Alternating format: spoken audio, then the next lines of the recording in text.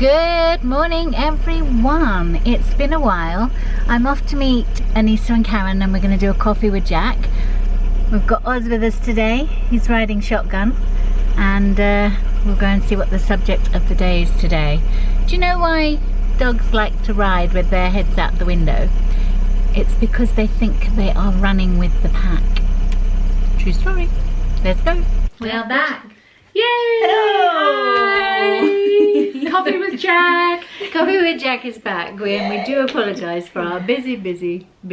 Yeah, and it's actually Coffee with Jack and Ozzy today. So if you hear some whimpering, we've got a dog hiding behind a door. We're trying to distract him, but you'll know what the noise is. Coffee with Jacko. Today, I have a challenge for you ladies. Ooh, like a challenge. I would like you to think about reducing your plastic. Okay, yeah. Thinking when I use plastic, probably a lot more than I realise. You do. I do as well, and I it has been on my mind to really reduce it. And I just find when I'm, you're working and you're going to the supermarkets, and it's just so hard because everything, your lamb chops, everything is in plastic, and vegetables or fruit from afar. It is a real challenge. It is. I'm going to lay it out there for you. I'm a very transparent, honest person.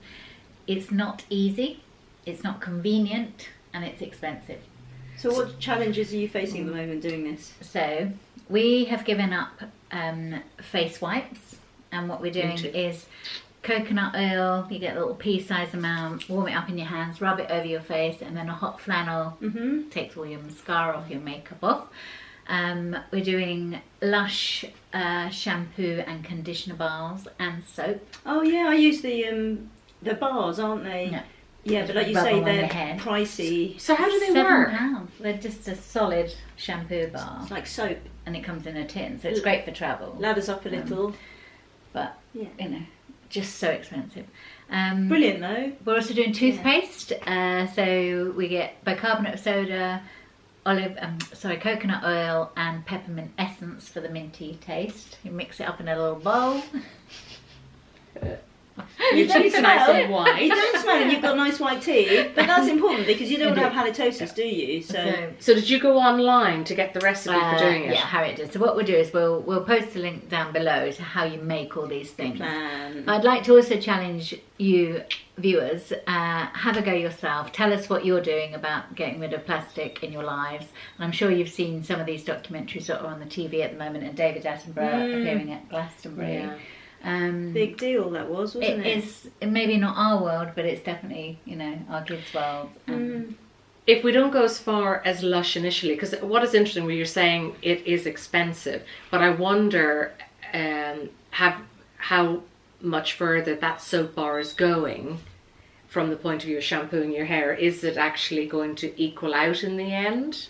Do you think? I think so. I mean, I've been using those bars for quite a while. Have you? They're brilliant. I love them. And it is expensive, but it's very practical. It smells nice. And for me, it's kind of like saying this is a contribution I want to make. So that's something that I feel able to do and I can do. So yeah, there's something like £7, but worth it, I think. Because for me, actually, I'm interested about you saying about Lush, because what they will do is, your tops of your bottles, the plastic tops and things, and many of us live in areas where the recycling won't take them, but if you send them to Lush, they will take them. So I would keep building up these bags. But part of me wasn't sure for a while if Lush was sort of a bit like a commercial gimmick, really. You walk by and it hits you with the smell and you think, how can this be natural? It's certainly coming into its own now, isn't it, with the plastic. But you push your trolley around Sainsbury's and you're just like, vegetables, so the tomatoes that are loose are 2, the ones in packets are 12, and you're just like, so restriction everywhere. You have to go to the meat counter to get your meat, you have to go to the bread counter to get your bread, so nothing's easy, nothing's convenient, it takes more effort and it's so much more expensive. But I think we need to give it a go. I think we need to save the planet. There was a very good radio program on what they were saying, that just to kind of break into it all, which I found very good, and I did that the last time around. When you're buying your shampoos and things, is even if you go big size, go big packaging, and therefore you're buying less. packaging and more for product. So it doesn't look great, so maybe decant it or something. I know storage for some people may be an issue, but just think about that. Could you go a bigger size, and therefore instead of buying 2 bottles you end up buying 1? So it's playing around. The one thing actually I've really sort of felt very strongly about, well, we've had the straws, so we all know where we are with the straws and the bars and all are doing a great job. But toothbrushes, and you keep some spare, people are staying, but it's quite hard to find the bamboo toothbrushes. You can get them online, you can get them on Amazon. We're also getting bamboo toilet paper. That sounds very uncomfortable, doesn't it? But it's obviously it's from a company called Who Gives a Shit, which is the perfect marketing gimmick. But again, comes in a cardboard box, but it's so expensive. It's like double the price. So if we go to your house, are you limiting us to 2 sheets of loo roll or something when we do poo? I mean, have you got to that stage? No, we're not actually. I mean, there are supermarkets where you can go in with your own containers, like Lidl, for example, if you want to get nuts or things like seasonings. Okay. You just pull the thing, put your jar underneath, fills it up. And I think in some countries, possibly Denmark or Sweden, somewhere like that, they've got supermarkets that are entirely plastic free. I think it's just a change of mentality and behaviour, isn't it? And trying to make it easy. Yeah. Well, Iceland have made a policy now, so they've got a deadline where they're going to be completely, plastic free, that is non-recyclable. If you go into some of the delis and that, and certainly in Brighton and Hove now, if you're going down to the North Lanes, there's quite a few delis that if you're buying your olives and things like that, you see plastic, but it's okay. It's plastic that is completely recyclable.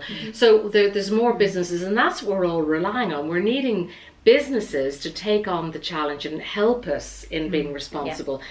And this is the thing, and the big boys have got to play the game. There's no reason why they can't. Tesco's and Sainsbury's started with a carry bag, didn't they? And now every shopper brings their bags in. You see them, forgot the bags in the boot of the car. You run back for them. So they're doing that, but now they need to take the next step and start, cutting down. Completely. I saw something recently from Morrison's where there was an advert about all of the different types of plastic they'll take back from you. It doesn't have to be from their shop. So on our recycling lid, the council have recently put a note on saying, we will take bottles, but we won't take lids, and things like that. So if you know that somewhere like Morrison's is willing to take it all, suddenly there's another avenue for how you can dispose of that. I do think need a bit of a lesson in, when you're getting your nuts and things from these containers and you open the lid to pour in, because I was a novice doing that and I ended up with it all on the floor. So I do think there needs to be instructions in some of these things, seriously, because you end up with it like a fool. I did something a bit like that when I lived in London and I worked in Kensington and Chelsea, and I went to Whole Foods. Have you been to Whole Foods? So there's an area where you can put salad from a salad bar into a container. And I'd not done it by weight before. Normally you see tomatoes and whatever it is, you take it. So I was like, oh yeah, this is good. Putting all of this salad into this bowl.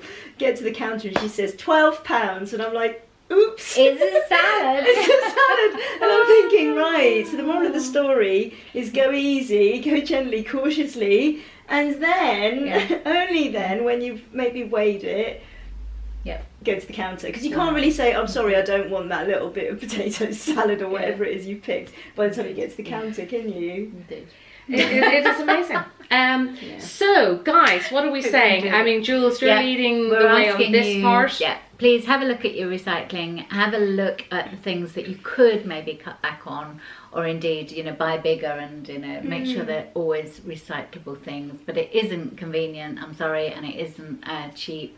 But we need to start plugging in and, get McDonald's and get Burger King to stop giving these plastic toys out, which the kids hold for 5 minutes before they chuck away.